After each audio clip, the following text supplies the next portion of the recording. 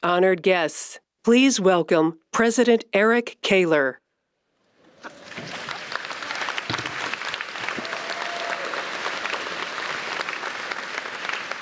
Good afternoon. Oh, let's try that again. Good afternoon. Very good. Hello, Case Western Reserve class of 2027.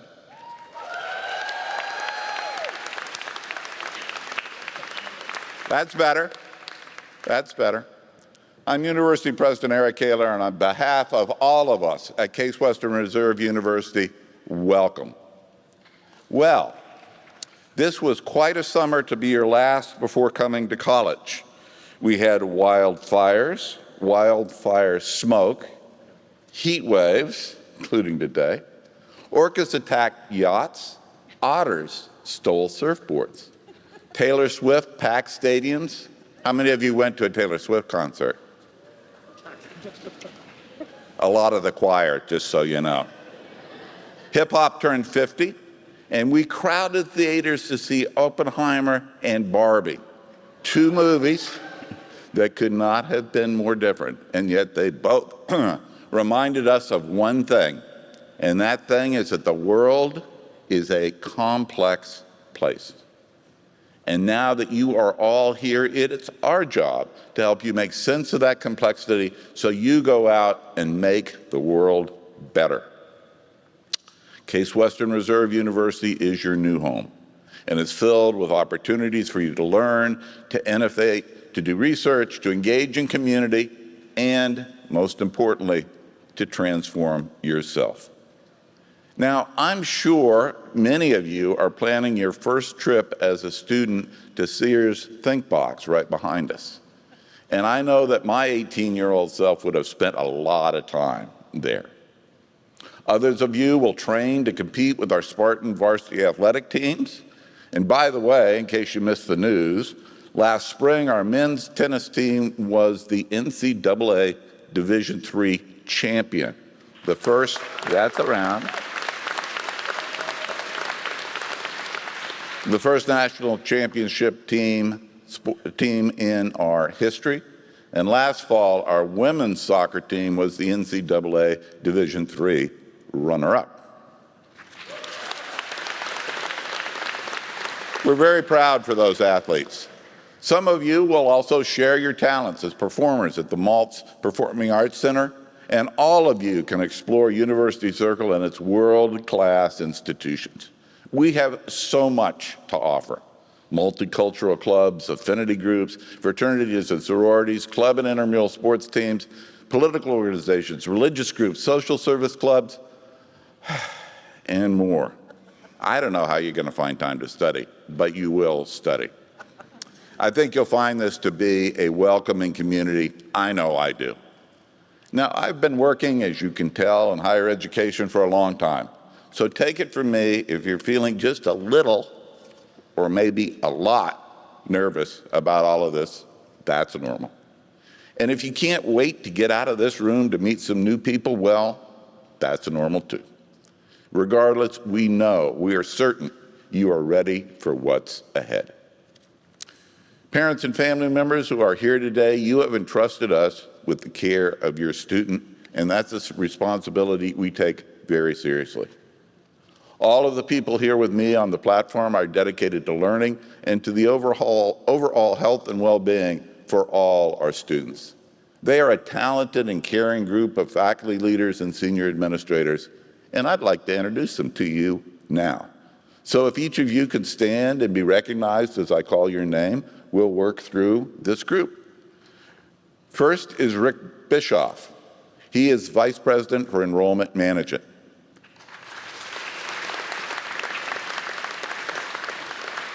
I like to do Rick first because he does a really good job in enrollment management and he deserves a round of applause. But if you wait till the end, we'll just give one for everybody else. It'll go faster, okay? Yolanda Cooper is Vice Provost and the Linseth Family University Librarian. Donald Feek is Vice Provost for Undergraduate Education and Academic and Faculty Affairs. And Don ensures that our students have the excellent academic experiences that they deserve. Vice Provost for International Affairs, David Fleschler, leads international activities and programs. And Peter Whiting is the Interim Vice President for Student Affairs. We're also joined by the deans of our schools with undergraduate programs.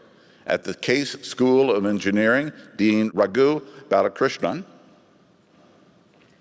The College of Arts and Sciences, Interim Dean Lee Thompson. You've got fans, that's good. At the Francis Payne Bolton School of Nursing, Dean Carol Musel. And at the Weatherhead School of Management, Interim Co-Deans J.B. Silvers and Andrew Medvedev. And our interim provost and executive vice president, Joy Ward, is the person who leads all of these individuals in advancing academics and serving students.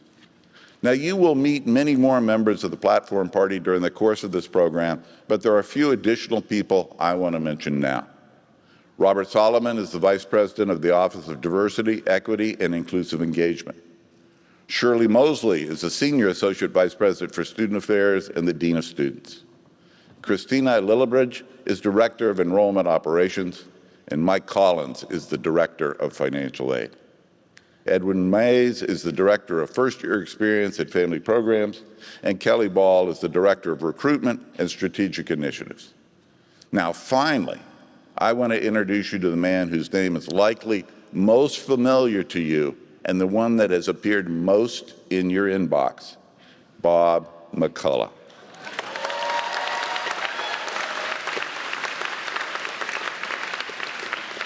He's, of course, our Dean of Undergraduate Admissions, and he is probably the only person in this room who knows almost all of you in this room. So Bob and his team, we would not be here today without you. Thank you for what you do. Bob, please come and share a few words.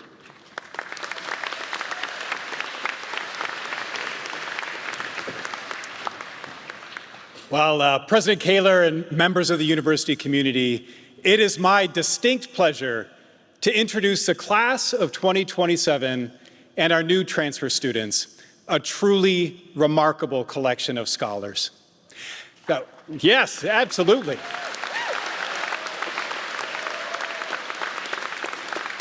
Now, over the course of the last several months, my colleagues and I have enjoyed getting to know this class, and we are both humbled by their achievements and enthusiastic about all that they will take part in as members of the Case Western Reserve family. I'd like to tell you a bit about who you are, collectively, our newest community members.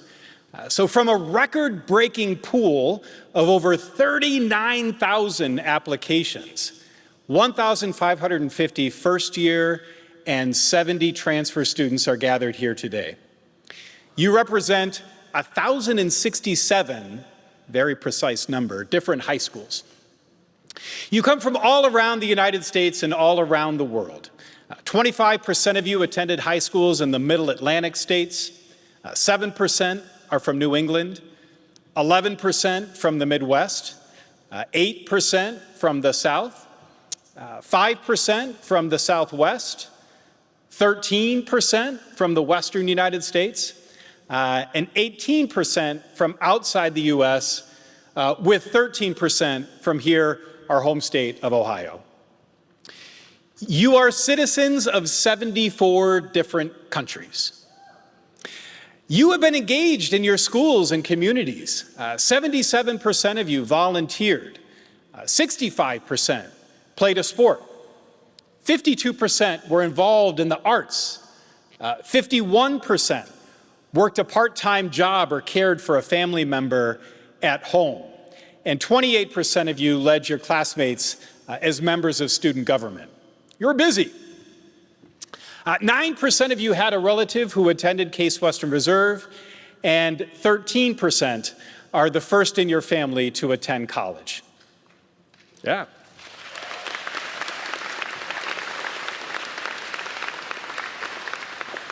Now, think about where you all came from, all that you have done up to this point, and how you have now joined this new community. I know the path that led you here was not random or by chance. Instead, you were intentional about your college of choice. Throughout the search process, countless emails, webinars, virtual meetings, campus visits, we told you about a university where 99%, that's almost everybody, 99% of our students participate in some kind of high-impact experience-based education, and that more than half of our students do 3 different such experiences. You were looking for a place where these kinds of opportunities were not just reserved for a few, but were for all.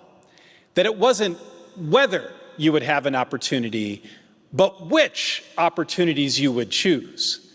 Not what you can do, but what you will do as a member of the Case Western Reserve community.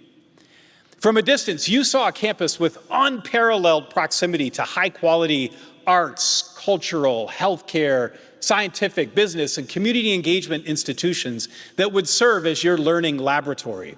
And you saw the value of these connections. You discovered a university that values community, a college climate that embraces diversity and inclusion, that welcomes students from a wide array of backgrounds, encourages them to learn from each other, to teach from their own experiences, and to make us all better.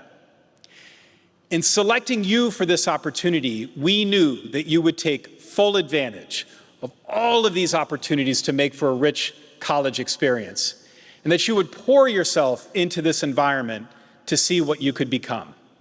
And we can't wait to see all that you will do. When you think about making this transition, there are many people who have helped you to get here, including your family and loved ones. And we know that there are many others, teachers, counselors, coaches, advisors, countless others, who played a role in helping you to become a member of the Case Western Reserve community. We work with a number of partners from across the country and around the world who help us to identify bright and talented students we would love to see here at the university. I'd like to recognize a few of these outstanding partners, without whom our class would not be nearly as incredible as it is. For the first time in our history, Case Western Reserve worked with an organization called QuestBridge. QuestBridge identifies high-achieving students who come from lower-income backgrounds and helps them to apply to and enroll in some of the nation's best colleges and universities. Some of you came to us through this partnership. The Davis United World College Scholars Program recognizes students from around the world who spent 2 years studying together at residential schools in a truly global community. You'll meet students from countries you may have only read about in books, who are here at Case Western Reserve through the support of this program. We're proud to welcome to campus our 7th cohort of Cleveland Scholars, students from right here and our own community who chose to pursue their studies at their hometown university. And lastly, let me mention the Posse Scholars, a program that recognizes leaders who have potential to make a huge impact on their communities and the world. We are welcoming our 7th Posse from New Orleans, our 2nd virtual Posse from select cities across the country, and our 1st Veterans Posse, a cohort of scholars who have served the country and our armed forces and will now be members of the class of 2027. Now, I share some of these details with you to let you know about the richness of experience and perspective that is all around you. Over the next few days and some of those moments when you're feeling a little uncomfortable, maybe not sure what to do or whom to talk with, and you may have that instinct to kind of reach for your phone, that social security blanket, I'd encourage you instead to reach out and strike up a conversation with one of your new classmates. I know it may feel a little awkward, but you're all in the same position. So get to know one another and share your stories. You may learn some pretty cool things. You are all a part of the Case Western Reserve family now, and we're incredibly excited to welcome you. And so now, Mr. President, at this time, I hereby formally present to you Case Western Reserve University's new transfer students and the first-year class of 2027.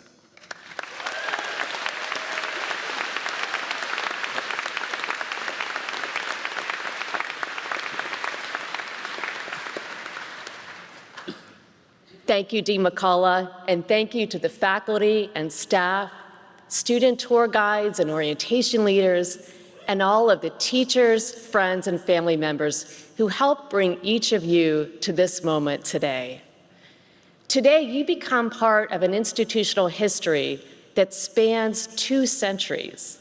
It includes Nobel Prize winners and civil rights pioneers, global CEOs and public health heroes, best-selling authors, acclaimed actors, and an abundance of inventors, including the inventor of Nike's Air Sole technology, which I know has saved my knees over the years, the first antivirus computer software, the first commercially available full-body CAT scan, and from Google, employee number 23, a little-known project known as Gmail.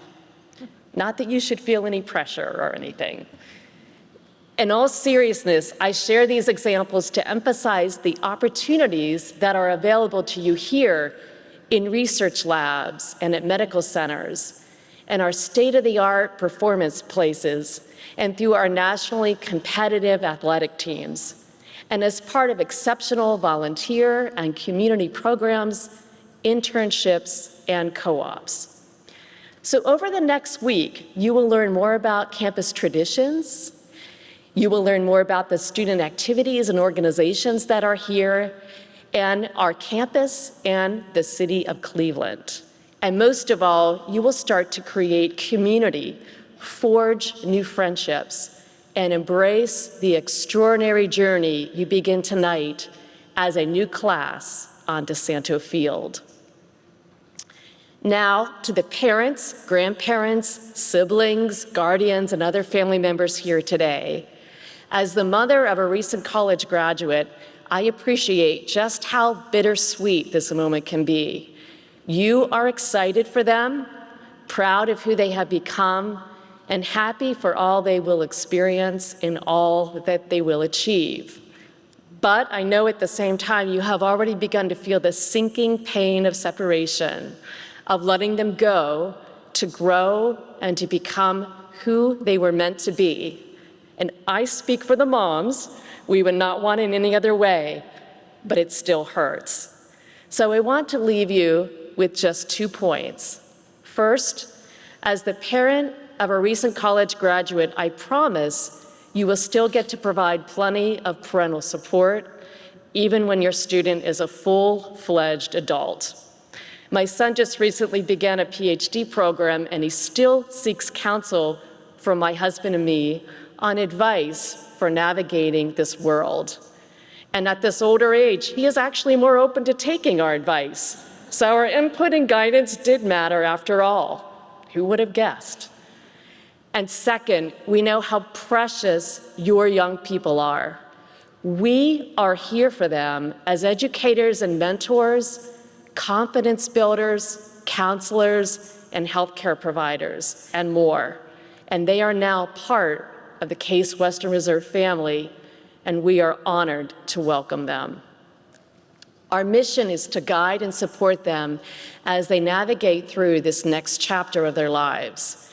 And we are committed to helping them find their rightful place in this world while cherishing the individual values, wisdom, and backgrounds that they all bring to our campus community. I hope that every student here has a great year ahead, and I look forward to meeting all of you in person, each and every student here. And it is now my great pleasure to introduce to you Basil Yassin, your undergraduate student government president. Basil is just from outside of Pittsburgh, and we grew up near the same place, and a 4th-year economics and biology major. And of course, that major is near and dear to my heart. I also want to mention that Basil provides student-facilitated study sessions for some of the most challenging courses at Case Western Reserve. And I'm so glad that he gives back to his fellow students in so many ways, and I hope that you can do the same for your fellow students. So I know he's so excited to welcome you to campus and serve you in the coming year. So Basil, thanks for all you do for our students and for us, and please take it away.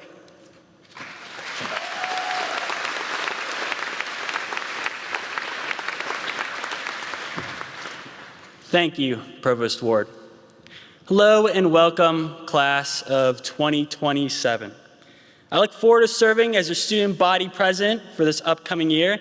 And I just want to start by saying, many of you all know this, but ahead of you is a crossword bigger than any other that you have faced so far.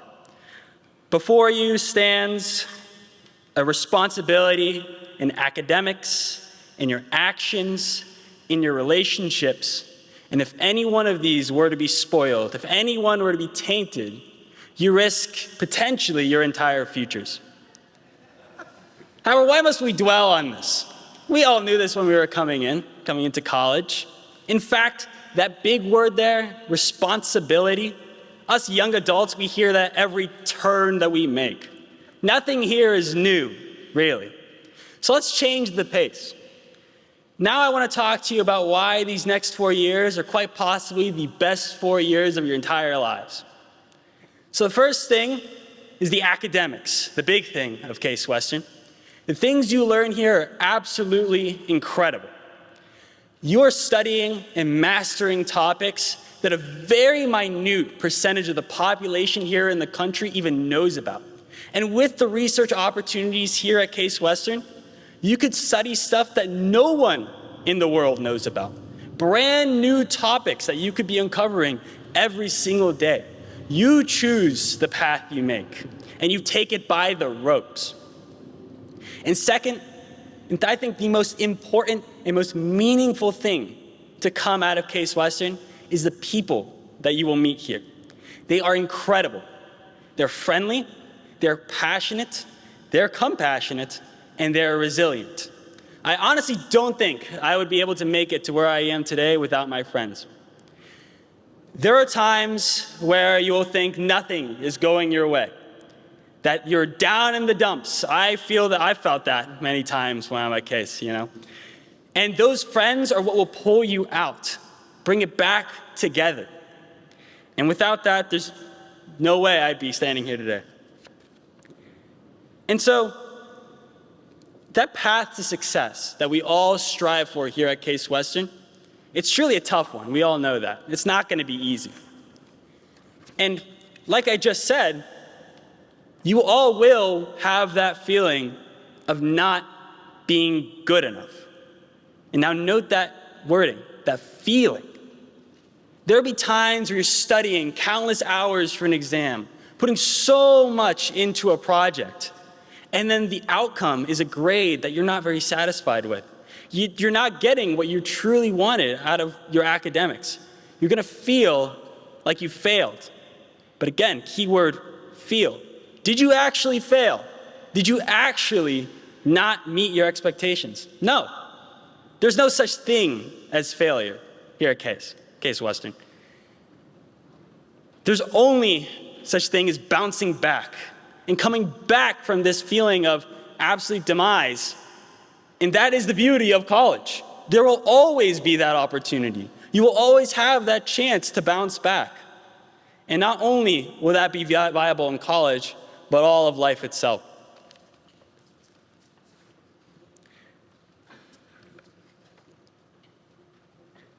So, from this point onwards, your academics depends entirely on you. There's not really anyone else holding your hand anymore like that in high school. And so the key things that you need to stay are optimistic and hopeful. Because let me tell you, the worst thing that you can have is a bad mental health. That will hurt you more than anything else that you could possibly imagine. So staying hopeful and optimistic for the future will be key to your success here at college. And so I leave you with one last piece of advice. As you meet a new day here at Case Western, strive to make it better than the day before. And as you meet every single person here on campus, meet them with a smile on your face, because you don't know who's the next person that could be there for you for a lifetime. Thank you.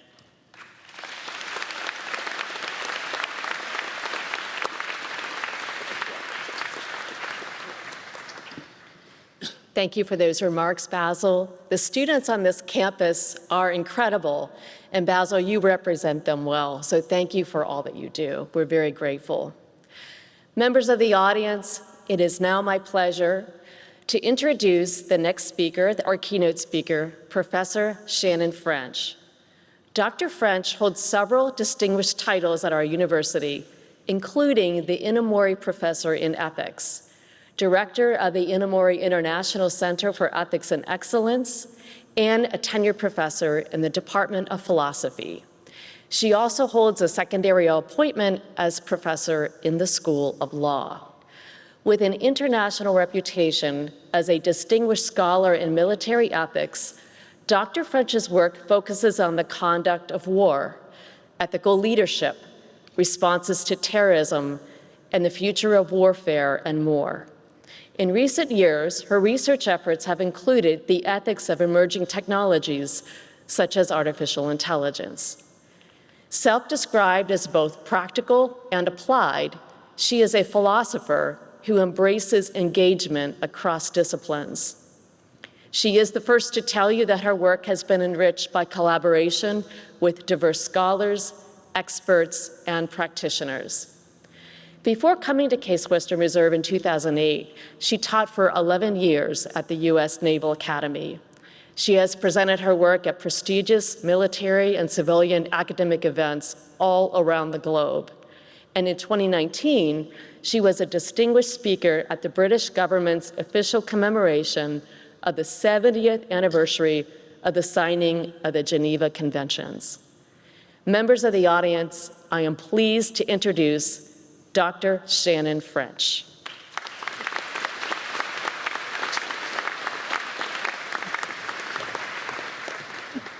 Thank you so much, Provost Ward. Well, as you heard in my introduction, my field of study is ethics. Now, ethics is the pursuit of a good life. It's the seeking to flourish and live a life worth living. If you think about it, even the smallest decisions that you make in your day are in some way always a part of your pursuit of a meaningful life. The ethical rules that societies set for themselves try to restrain the less noble impulses that we have in order to unlock what we can do more positively, the more noble side, and allow us a chance to flourish. Or as philosopher Martha Nussbaum explains, the best societies and communities should work to unlock all of our capabilities so that we can all reach our true potential. In other words, in case you weren't aware, ethics is a whole lot more than don't do that. No, stop, spit that out. It also encourages positive behavior, what we like to call the virtues. And I get very excited when I talk about virtues and their importance. Virtues like compassion, integrity, and moral courage. These are the things that we need more of. They make human flourishing more likely, both for individuals and for society in general. So ethics is about reducing the opportunity for us to harm one another or ourselves, but also about increasing the odds that we can be our best selves. And I find it interesting that this is true across cultures. Similar ideas are found in many philosophies all around the world.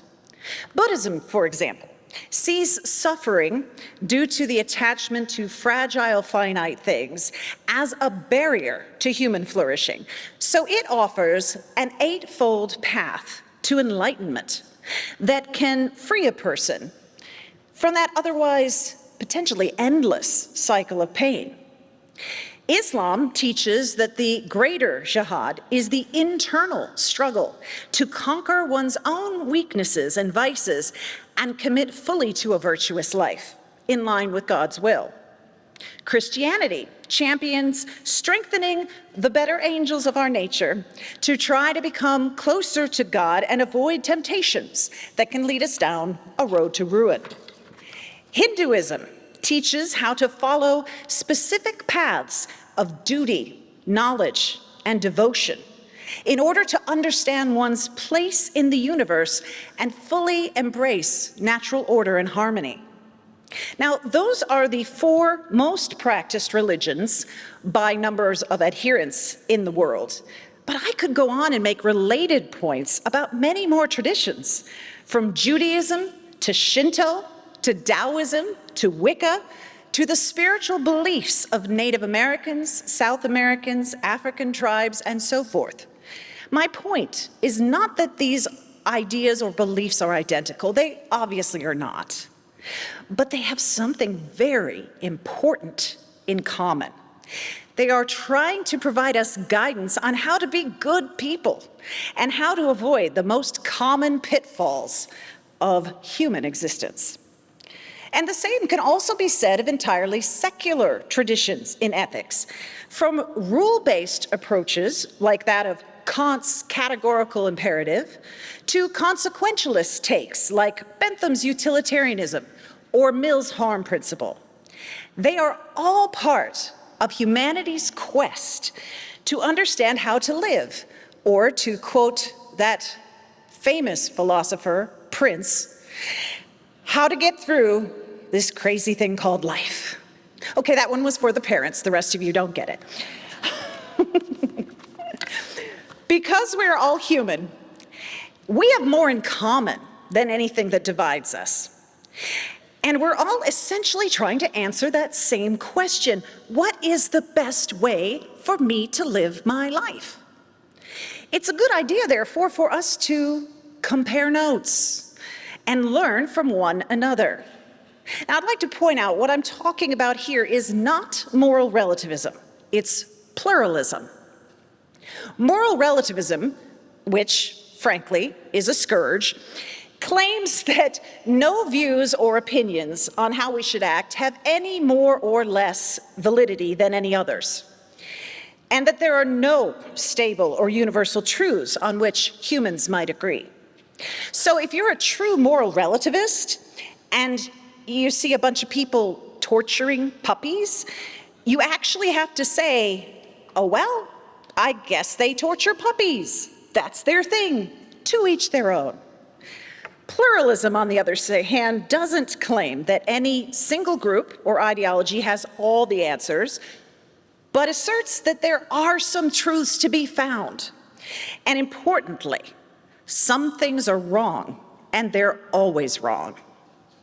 A pluralist can say that there should be a global ban on torturing puppies, while not taking a stand on whether life is always better with puppies. By the way, it is, unless you're allergic, sorry if you are, or what puppies should be called, or how they should be named, or how they should be treated, and so on.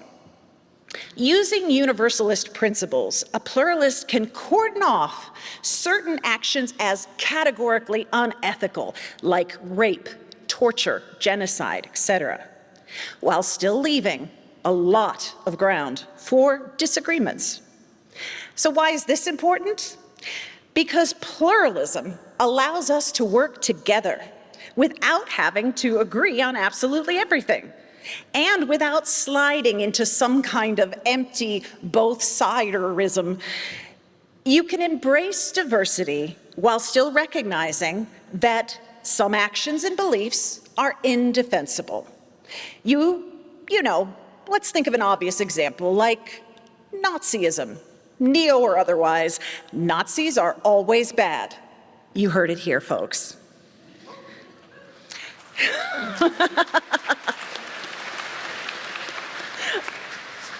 Really comfortable saying that as an ethicist. This really, really matters, because when you look at the greatest human accomplishments, every single one of them was only possible because diverse voices and perspectives were allowed in the room to help answer the core questions and solve the key problems. And people don't have to agree on every social practice or nuance of meaning in order to work together effectively. The only common ground we need is mutual respect and the ability to entertain the ideas of people who are not from identical backgrounds. Nor do we need to force a consensus in order to make progress. We can agree to disagree on some points, as long as we're able to find a way forward where our interests converge. We instinctively know that diversity is strength, which is why no person, or at least no sane person, would ever say something like, "We desperately need to find a cure for cancer as soon as possible, so let's only let lacrosse players named Jared work on that." No one would ever do that. And apology to any lacrosse players named Jared.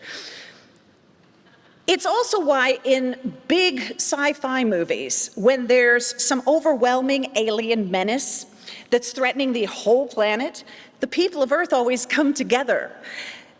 They set aside their differences for the common good, and audiences accept that premise because we all know, that when the stakes are high enough, we would choose the best people with the merit and ability to help, and no one group has exclusive claim to those people. We would not have gotten to the moon without the African-American female computers, as they were called, such as Katherine Johnson, Dorothy Vaughan, and Mary Jackson, whose stories were told so beautifully in Hidden Figures. We would not have gotten to the moon without NASA's first ever software engineer, a woman named Margaret Hamilton. We would not have gotten to the moon without Larry Murata, who worked on the Saturn V rocket and was later honored as the Hispanic Engineer of the Year. And we would not have gotten to the moon without Egyptian-born immigrant Farouk Elbaz, who taught the astronauts what to expect when they took those first famous steps on the lunar surface. So, as you start your college career and try to figure out what challenges you want to tackle to make a positive difference in the world, please open yourselves up to every source of insight and wisdom you can find. And open your hearts too. Look, we all know that diversity has become a divisive word in the US lately, which is grimly funny when you think about it, since our actual motto is E pluribus unum, from many one. Here at Case Western Reserve, we don't have time for divisiveness. We need each other. There is work to do, there are problems to solve, problems like climate change. And something else. There's fun to be had. You'll never achieve all that you possibly could if you don't make time for fun. Please, too, always find the fun. Your top assignment now is to figure out what you really love to do and then learn how to do it well. Your journey may be harder than you thought, and honestly, it may take some courage, certainly determination. But if you open yourselves up to new paths and plot twists, you will get where you're supposed to go. Tell you what, though, you've got to give a damn. You've got to be where your feet are, eyes open, antenna up. Because if you don't care, I mean really care, about learning and growing and being the best person that you can be, your best self, if you just saunter your way through life, not really paying attention, not really putting your whole heart into everything, I gotta tell you right now, you will suffer the worst fate of all. You will become boring. Dullness, don't let it happen to you. Believe it or not, I remember what starting college felt like. I remember wanting to fit in, to make friends, to not stand out. Well, I have a secret for you.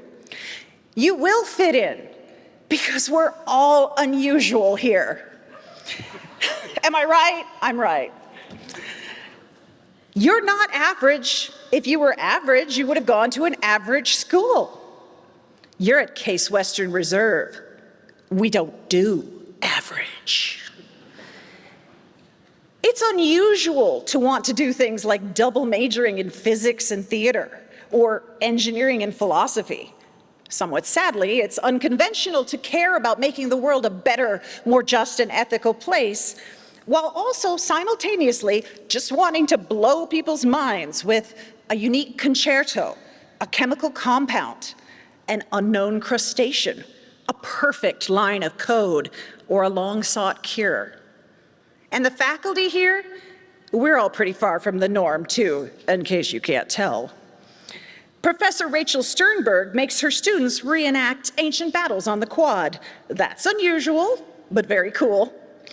Professor Cyrus Taylor studies physics, but also loves Chinese poetry and voluntarily goes on long-distance runs that last for days. He's unconventional in the best way. Professor Atiba Ellis is an expert in voting rights who also happens to have an encyclopedic knowledge of Star Trek Deep Space Nine. Nerd alert! I can say that because I'm a nerd too. One of the best things that happened to me at Case Western was I got to meet LeVar Burton. Some of you know why that matters. Anyway, so what do? I'm a philosopher, as you heard, who works in military ethics and the ethics of emerging technology. That too is uncommon. But you know what? Governments and armies around the world listen to me. Many people don't even know my field of study, but I love it with a passion. And maybe some of you might too. We'll see you. You know what? Every single person who ever changed the world was unusual. They stood out. They asked important questions, they had fresh insights, they made new connections, and they were authentically creative. They subverted stereotypes and challenged the status quo. They went their own way. We honor the unconventional here. Just in September, we have two amazing unconventional people coming to speak to you. On September 7th, for your convocation, we have Dr. Ruha Benjamin, whom you will love, who has made groundbreaking work, has done groundbreaking work on understanding how bias can infect algorithms, while not stopping there, but also showing with optimism how we can do better. You need to hear from her. And on September 21st and 22nd, we will be honoring Ukrainian journalist Miroslava Gongadze with the Inamori Ethics Prize as an outstanding ethical leader in journalism for her incredible work fighting for free speech and justice around the world. You better show up to these events. I'll find every one of you if you don't. Meeting real-life role models is one of the best things about being in college. And like I said before, if you don't soak up these opportunities, you might end up dull. When I was in college, I was a philosophy and classics major, but I went to an anthropology department sponsored talk by Donald Johanson about Lucy, which at the time was the earliest hominid skeleton that we'd found, sometimes called the mother of humankind. And yes, I wasn't an anthropology major, but I had read Johansson's book, and I simply thought the topic was cool. While in line to get my book signed by the author, another student next to me said that basically he was just there for the extra credit he got in class. I said brightly that credit or no credit, I would have come anyway, because I thought the topic was neat. I didn't know the author could hear us. When Dr. Johansson handed my book back to me, it was signed, and on the inside he had written, "For Frenchie, who would have come anyway." I still cherish that signed book. So please, go anyway. Try everything. Talk to people very unlike you. You won't regret it. Embrace it all.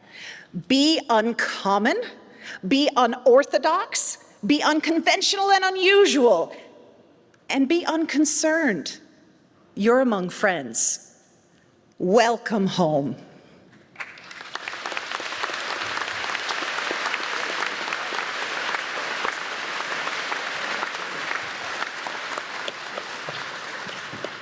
Thank you for those inspiring words, Professor French. We are very lucky to have you as a member of our community. It is now my pleasure to introduce our next speaker, Edwin Mays. Edwin is the Director of First Year Experience and Family Programs, a position he has held since May of 2012. In this capacity, Edwin is responsible for the leadership and vision of all new student and parent programs. He also works with enrollment management and other campus partners to support each student's successful transition from high school through their first year at the university. Edwin is also chair of the university's award-winning Sustained Dialogue program and a member of the Diversity Leadership Council.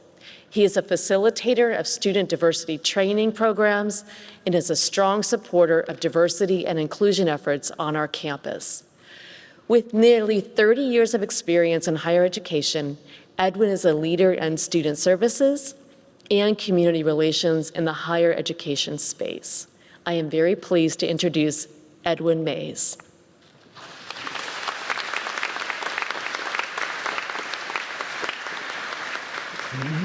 Thank you. On behalf of the Office of First Year Experience and Family Programs, welcome to Case Western Reserve family. Congratulations to all of you as you begin this new journey as a college student. Our Discover Week process began yesterday and continues this week. It is an important series of events that prepare you for your transition to campus, understanding our campus culture, meeting new friends, and building a foundation that will carry you through your first year. Please build a relationship with your faculty members, your advisors, your resident community directors, and the students who will lead you throughout this week. These faculty, staff, and students are a part of your new family and will help you through the adjustments of academically and socially. Take advantage of academic resources such as supplemental instruction, free tutoring, and the other resources provided by the Academic Support Resources for Students. It's important to use these resources early in the semester. Our most successful students utilize these resources regularly. I know you have already gotten a lot of information today, and we'll get a lot more this week, but I wanted to give you just a few tips to put into practice. First of all, go to class. Even if you are encouraged to watch recordings, the more time you spend in class, the less time you may have to spend outside of class reviewing information. You get to meet other class members, get involved in study groups, and you also get a chance to talk with your professor after class. Second, safeguard your physical and mental well-being. If you are exhausted, rest.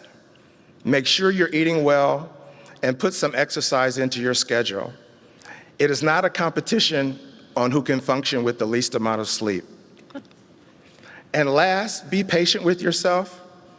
You will make errors and mistakes during your college career, so please be assured that you belong here and you will be successful here.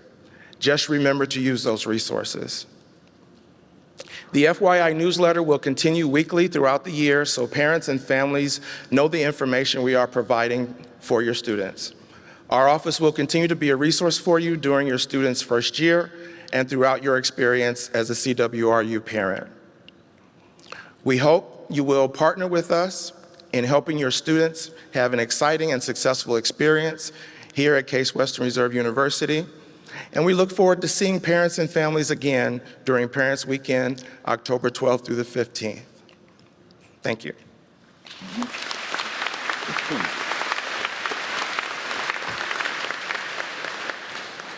Thank you, Edwin.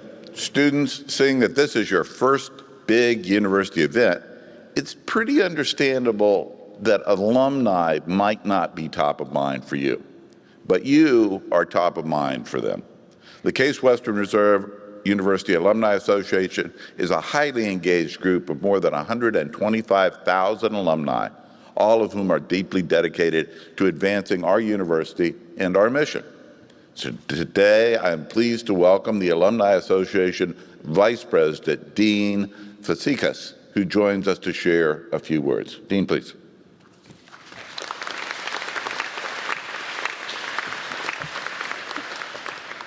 Thank you, President Kaler. On behalf of the Alumni Association of Case Western Reserve University, welcome to campus and to our worldwide family of leaders, innovators, and global citizens. We have big expectations for you, the class of 2027, and know that you'll not just meet them, but you're going to exceed them. Rest assured that you now join more than 125,000 partners around the world that are committed to your lifelong success. We are a dynamic and united community of alumni who are dedicated to Case Western Reserve University. We invest in its future and celebrate its accomplishments. We value creativity, integrity, inclusion and equity, and perseverance. We have an enthusiasm for knowledge, and we connect the university to one another for mutual accomplishment and advancement. All alumni acknowledge that many hands shaped our experience as students. For that, we give back to future generations of alumni. We give back to you. That alumni support connection is an essential component of being part of the Case Western Reserve University family. It comes in many formats. Some of you connected with or met alumnus before today, through an alumni interview, at a college fair, while visiting campus, or perhaps a reception in your own hometown. Others may have benefited in a manner much more personal to me, by receiving a scholarship funded by the alumni. My scholarship provided me the opportunity to attend the Jack, Joseph, and Morton Mandel School of Applied Social Sciences. It provided my education and made my career possible. Throughout your time on campus, you too will develop a deep level of pride and love for Case Western Reserve University. I hope that you will show that pride as many of us do. You will meet friends that will be a part of your life and journey for years to come. You never know. The person sitting next to you or in front of you or behind you could be someone that will be in your life forever. To this day, I reach out to my own classmates when I'm dealing with a difficult client or encountering an issue I've never encountered before. And don't wait until you're getting ready to graduate to connect with alumni. Work with career services to meet alumni while you are a student. Join us at the homecoming celebrations between October 12th through the 15th. And you're always welcome to stop by the Linsalata Alumni Center on Juniper Road.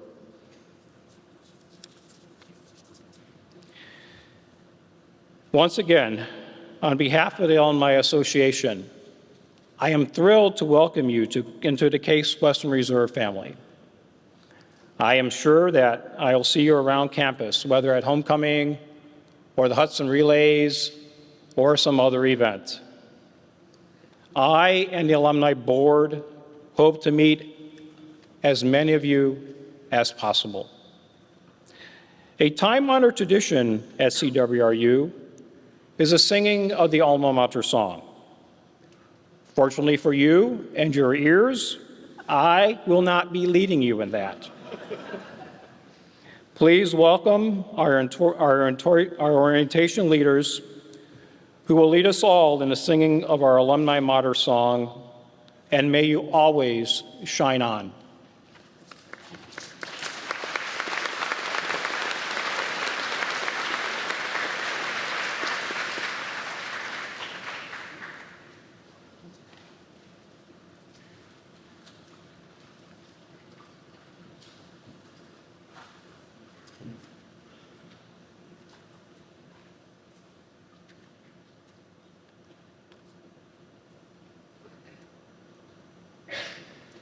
Shine on forever, Case Western Reserve, loyal and true are we. Your brave sons and daughters, your knowledge we use to make our mark on history. Our school days will cherish forevermore, a lifetime of friends from the start. Shine on forever, Case Western Reserve, you'll be forever in our hearts.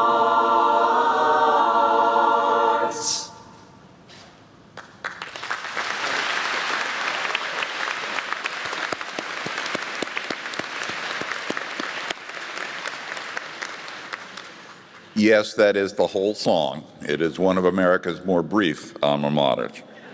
Thank you to the orientation leaders for their work in helping students transition to campus life and to feel welcomed. I also want to thank the faculty and staff who had a hand in making our student orientation a success.